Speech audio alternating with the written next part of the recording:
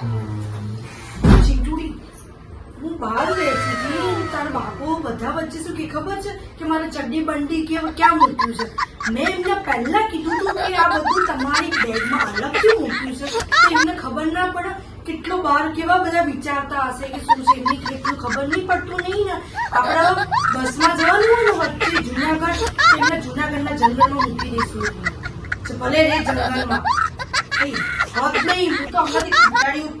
ઘરે હકવારો ની બહાર બી હકવારો નહીં રાખતા.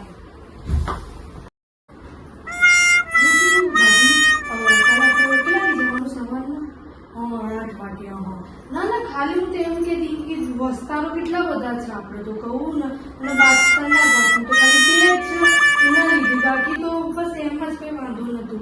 ભાભી હું શું કહું છું, પાર્લરવાળીનું શું છે?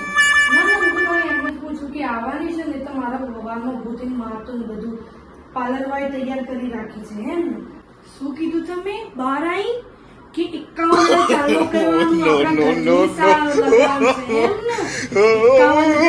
પૂછ્યું